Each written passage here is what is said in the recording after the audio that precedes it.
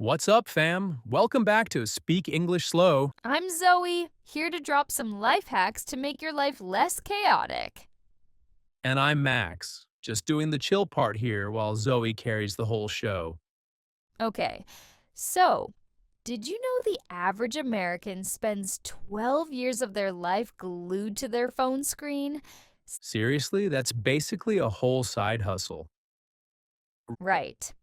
Unpaid and with zero perks, though. And yet, somehow, I'm still asking myself at 11 p.m., wait, what did I even do tonight? Do you mean besides doom scrolling and stalking your ex's new dog? He's a cute dog, okay? But for real, I've wasted so many evenings. It's embarrassing.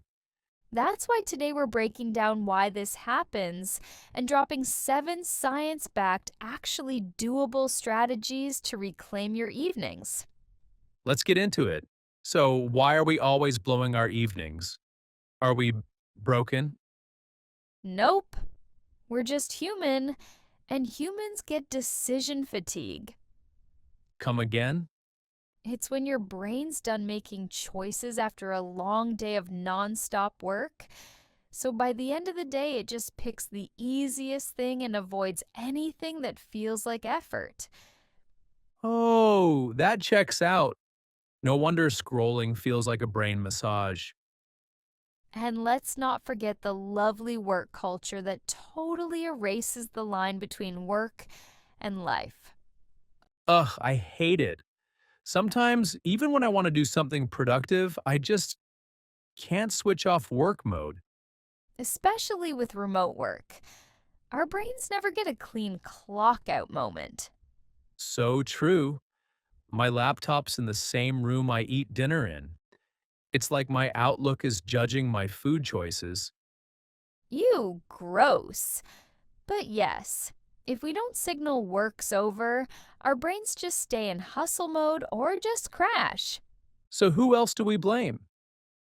Let's talk about energy levels. Isn't energy supposed to energize me? In theory, yes, but it runs on a cycle. So even if you think 8 p.m. is a good time to write in your journal or whatever, if your body says nope, then it's a nope. Getting ghosted by my own energy? That's wild, and I know, right? That's why you gotta respect the body's boundaries. Don't fight biology, guys. I swear, if Darwin was doing a study on humans that are just straight up useless after 6 p.m., I'd be his star subject. Or you could be the prime example of natural deselection. Let's dive deeper into this decision fatigue thing because it's actually wild how it works. Yeah, like, is there actual science behind why I can't choose what to have for dinner after work? There's a famous study about judges making parole decisions throughout the day. At the beginning of the day, they approved about 65% of cases, And by the end of the day, nearly 0%. Their brains were so fried from making decisions that they just defaulted to no for everything. so basically, my brain is like a tired judge by evening time? Exactly, and here's the kicker. Your brain uses glucose to make decisions. So when your blood sugar drops, your decision making gets worse. Wait, so that's why I always end up ordering pizza instead of cooking something healthy? Bingo, your brain is literally running on empty, so it goes for the easiest option. But here's what's really crazy. Steve Jobs wore the same outfit every day to avoid decision fatigue. Smart guy. Obama did the same thing, only gray or blue suits. They saved their mental energy for important decisions. So maybe I should just have the same dinner every night? That's actually not a bad idea. Meal prepping on Sundays is basically decision fatigue prevention. Let's talk more about those energy cycles because this stuff is fascinating. Right. So remember how I mentioned ultradian rhythms? There's actually way more to it. Hit me with the science, Professor Zoe. So, your body has these natural peaks and valleys throughout the day. Most people have their highest energy between 10 a.m. and 2 p.m. That explains why I'm actually productive in the morning for once. Then there's usually a dip around 2 to 4 p.m. That's when you want to take a nap or reach for caffeine. The dreaded afternoon crash. I thought that was just me being lazy. Nope, it's biology. And here's the interesting part. Most people get a second wind around 6 to 8 p.m. Wait, so that random burst of energy I get after dinner is actually normal? Totally normal. The problem is, most people waste this second wind on Netflix or scrolling instead of using it intentionally. But what if you're a night owl? Do the same rules apply? Great question. Night owls have shifted rhythms. Their peak might be 2 to 6 p.m., and their second wind could be 8 to 11 p.m. So it's not about forcing yourself into someone else's schedule? Exactly. The key is figuring out your natural rhythm and working with it, not against it. So, what do we actually do to fix this and stop wasting our evenings then? First off, we got to set some clear boundaries between work and life. How do I even do that? I got this little 3-step ritual that'll help you switch modes instantly. Like a magic spell? More like a habit spell, but it works like a charm. Well, you got my interest. Lay it on me. So, before you clock out, write down your top 3 priorities for tomorrow, and then close all your tabs. That sounds both satisfying and terrifying because I've got like 80 tabs open right now. Close them all, dude. Second, on your commute, or fake commute if you work from home, listen to a transition playlist. Like some extremely sad indie songs to cry the stress out. Whatever helps your brain unwind. Jazz, K-pop, whale sounds, or even ASMR. That's your call. All right, what's step 3? When you get home, change your fit. Fully. Get out of that work persona. But what if I work from home? I used to answer emails in my pajamas back in the day. That's the thing. You gotta have a separate work from home outfit. It's a little harder on your laundry, but way easier on your brain. Yikes, that is low key annoying, but I'm catching on. What's the next thing? Let me tell you why these transition rituals are so powerful. Yeah, because honestly, changing clothes feels a bit extra. Think about it this way. Athletes have pre-game rituals, right? They do the same warm-up, wear the same lucky socks, whatever. True, but I'm not playing in the Super Bowl. I'm just trying to not waste my evening. But your brain works the same way. These rituals signal to your subconscious that you're shifting from one mode to another. So it's like telling my brain work Max is clocking out and chill Max is clocking in. Exactly. And here's some cool research. A study from Harvard found that people who had consistent transition rituals felt 40% less stressed in the evenings. 40%? That's huge. Right? And it doesn't have to be complicated. Some people light a candle, some make tea, some do 5 minutes of stretching. What about people who have kids or roommates? Like, you can't always control your environment. Great point. In that case, the ritual can be internal. Maybe it's taking 5 deep breaths or setting an intention for the evening. Or hiding in the bathroom for a few minutes of peace. Hey, whatever works. The point is creating a mental bridge between work mode and personal time. Next, you gotta break your energy into blocks in order to renew it. Blocks? What kind of blocks?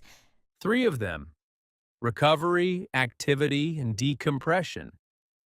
Did you just cook that up yourself? I wish. Have you ever heard of ultradian cycles? Nope. So, this psychologist, Nathaniel Kleitman, that found that our bodies work in waves. About 90 minutes of focus, then we need a break. So, focus comes and goes, like waves at the beach. That's right. And that's why we're breaking our evenings into blocks? Yep. Hit me with the details. First, the recovery block. It's about 30 to 45 minutes after you get home. What am I supposed to do during that time? Anything chill, no heavy lifting mentally or physically, So, like, eat, shower, stare at the ceiling. or walk, doodle, light a candle, just recharge. No screens, no emails. You're letting your brain recharge. Okay. Then what's next? Then comes the activity block. Your second wind of energy. It's 60 to 90 minutes. What's with that name? Because you just recharged, so you've got energy to burn. Oh, that's why I randomly get a burst of energy at 8 p.m. Yep. And since you're surprisingly locked in during this phase, use it wisely. Study, clean, write, or plan something. Cool. Finally, some time for my personal glow up. But remember, you gotta rest properly in the first block to earn that focus. Copy that, Captain. And finally, the wind down block. Yeah, time for TikTok. Actually, screen time is a hard pass What? Why? because this is when your brain needs to prep for sleep. Scrolling pumps out dopamine and makes it harder to wind down. That sounds like torture. What do I do without my phone? Plenty. Read a real book, journal, stretch, meditate, etc. And dim the lights slowly to tell your brain it's bedtime. Highs. I guess I can finally give those dusty books on my shelf a chance. But, like, it's impossible to ditch phones these days. I'm basically living on my phone, you know? Like how? Like cooking recipes for dinner or like research for my essays. Yeah, I know where that's going. You'll hop online for those things and then boom, it's midnight. You're on your 1000th TikTok and you haven't cooked or written anything yet. Ugh, you're kind of right. Of course I am. I used to be there, but digital minimalism saved me from that black hole. That sounds intense. Like throwing my phone off a bridge? No need for drama, just some simple tactics. Spill the beans. First, choose 3 apps you actually need in the evening, like the non-negotiables. Spotify, maybe your messages, Google Maps if you're going out. And the rest? Hide them. Out of sight, out of scroll. Still kind of tempting, though. That's where the disconnect trick comes in. Set a timer to shut off your Wi-Fi around 9 p.m. Dang, brutal. But I'm into it. The last one is screen separation. Charge your phone in another room and get yourself a real alarm clock. I get the alarm thing, but why charge my phone somewhere else? Again, out of sight, out of scroll. Yikes. Look, go big or go home. It'll be rough at first, but you'll get used to it. All right. Challenge accepted. I think.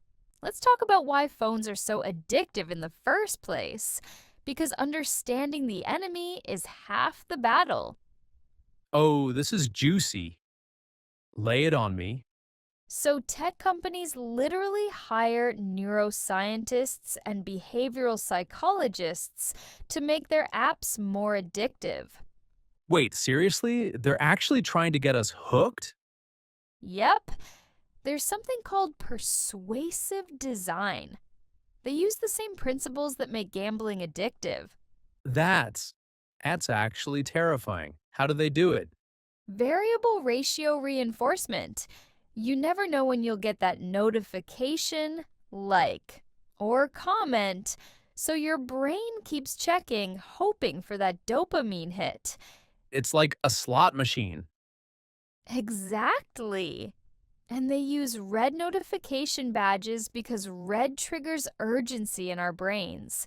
No wonder I feel stressed when I see those little red dots. And infinite scroll. There's no natural stopping point, so you just keep going and going. Okay, this is actually making me angry. How do we fight back?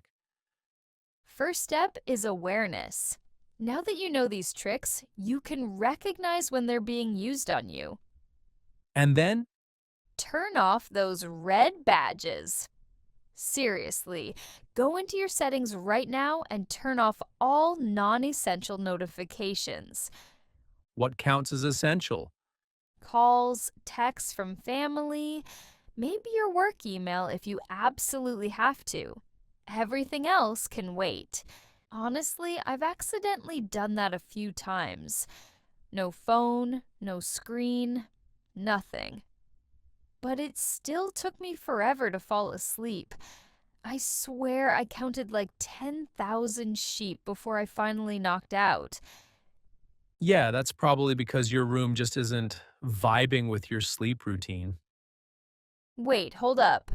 My room has to vibe with my sleep now? Yep. That sounds like something the bedroom decor industry made up to sell more string lights. Yes, but no. In fact, there's a study from Princeton that shows your environment can affect your brain. Really? How so? If you're surrounded by work devices or anything that's making noise, your brain can't chill or focus. So, what do I do? Move into a church?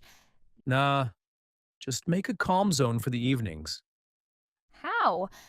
What comes to mind when I say calm? Hmm. Soft, dim lights, cozy textures like velvet, mellow colors like pastel yellow and orange. Nice. Anything else?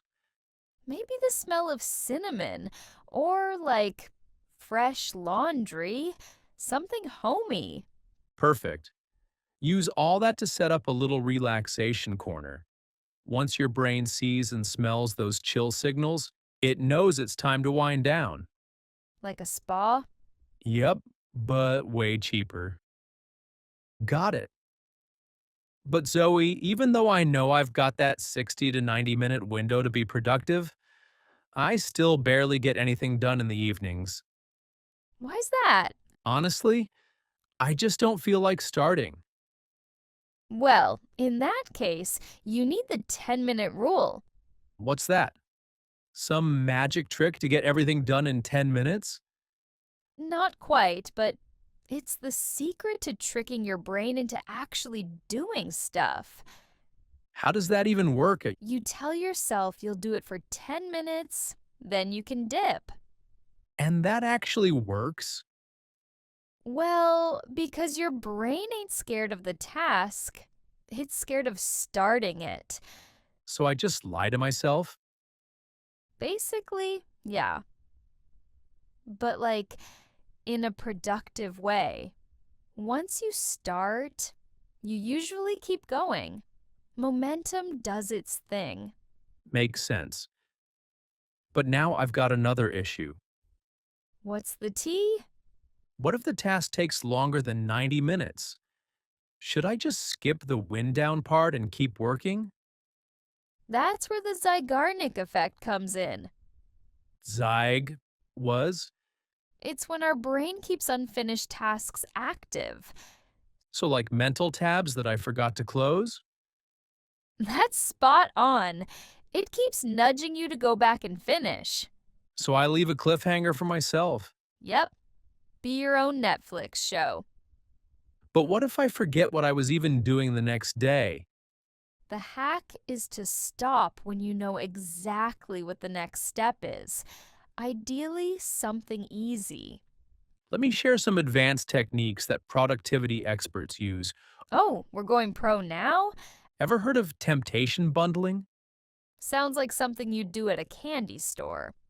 It's when you pair something you need to do with something you want to do, like only listening to your favorite podcast while doing chores. Ooh, that's smart. So I could only watch my favorite YouTube channel while meal prepping? Exactly. Your brain starts associating the fun thing with the productive thing.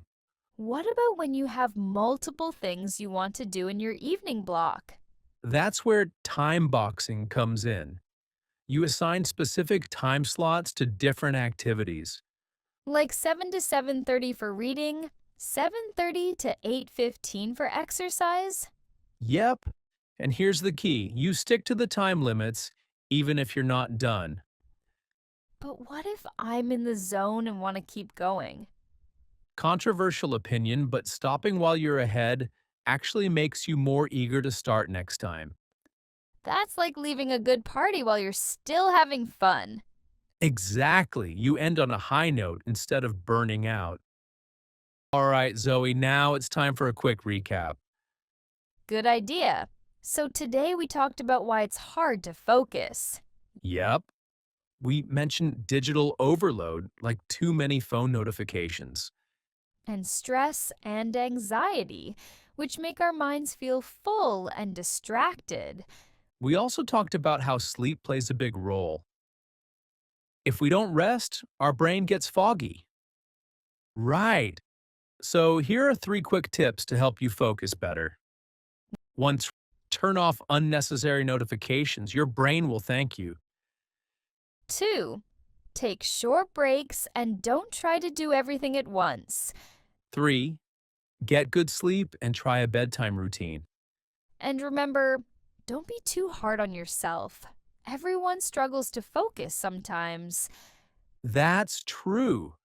But with small changes, you can feel more in control. Now it's your turn. In the comments below, tell us what distracts you the most during the day. And which of today's tips will you try this week? We'd love to hear from you. And if you enjoyed today's episode, don't forget to subscribe and share this podcast with your friends. Learning English is better together. Thanks for joining us on Podcast and Chill. I'm Max, and And I'm Zoe. stay focused, stay kind. And keep learning. See you next time.